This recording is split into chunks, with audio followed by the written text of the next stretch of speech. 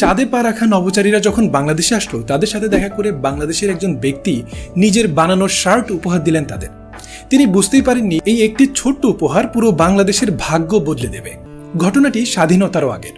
Apollo 11-এর এই 3 নভোচারী যখন বাংলাদেশে আসেন, তখন তাদের সংবর্ধনা অনুষ্ঠানে উপস্থিত ছিলেন এক দেশীয় গার্মেন্টস ব্যবসায়ী রিয়াজ উদ্দিন। তিনি তার রিয়াজ স্টোরে বানানো 3টি শার্ট উপহার দেন বিশ্ববিখ্যাত এই 3 জনকে। সেই উপহার সাদরে গৃহীত হয় এবং এর প্রশংসাও মেলে নভোচারীদের পক্ষ থেকে। এই প্রশংসাই রিয়াজ উদ্দিনের চোখে এনে দেয় এক নতুন স্বপ্ন। তিনি ভাবলেন, আমেরিকান নভোচারীরা যদি তার শার্ট পছন্দ করেন, তবে তা নিশ্চয়ই পশ্চিমা বাজারেও সমাদৃত হবে।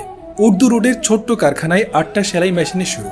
চকবাজারের রিয়াজ স্টোর থেকে উঠতি ব্র্যান্ড রিয়াজ শার্ট, জাপানি কাপড়, নিখুঁত কাটিং, দেশের নানান জেলায় ডিলার। খ্যাতি বাড়তে থাকলো সমানে। কিন্তু 1971 সালের যুদ্ধে সব ছাই করে দিল। তারপরেও থেমে থাকেননি রিয়াজ উদ্দিন।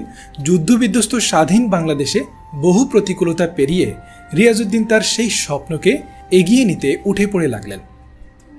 দীর্ঘ প্রচেষ্টা ও নিষ্ঠার পর 1978 সালের 28শে জুলাই তিনি ফ্রান্সে 10,000 রিয়াজ শার্ট রপ্তানি করতে সক্ষম হন। এর মাধ্যমে তিনি হয়ে ওঠেন স্বাধীন বাংলাদেশের প্রথম তৈরি পোশাক রপ্তানিকারক। স্বল্প পরিসরে পারিবারিক ব্যবসা শুরু করে মুক্তিযুদ্ধ পরবর্তী পুনর্গঠন, মেড ইন বাংলাদেশ থিমের প্রচার এবং সামাজিক বাধা পেরিয়ে নারীদের কর্মসংস্থান সৃষ্টির মতো যুগান্তকারী পদক্ষেপ নিয়েছিলেন এই স্বপ্নদ্রষ্টা।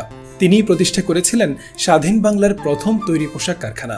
আজ রিয়াজ গার্মেন্টস না থাকলেও মোহাম্মদ রিয়াজ উদ্দিনের দূরদর্শিতা ও সাহসী বাংলাদেশকে বিশ্ব পোশাক বাজারে এক অন্যতম শক্তি হিসেবে প্রতিষ্ঠিত করার ভিত্তি স্থাপন করেছিল। তার এই যাত্রা থেকেই অনুপ্রেরণা নিয়েছিলেন শিল্পোদ্যোক্তারা, যার ফলে বর্তমানে তৈরি পোশাক খাত দেশের অর্থনীতির মূল চালিকা শক্তি হিসেবে পরিচিত। সুপ্রিয় দর্শক, এই ঘটনাটিকে আপনি জানতেন? আর না জেনে থাকলে এখনই শেয়ার করে দিন আপনার বন্ধুদের সাথে। ধন্যবাদ।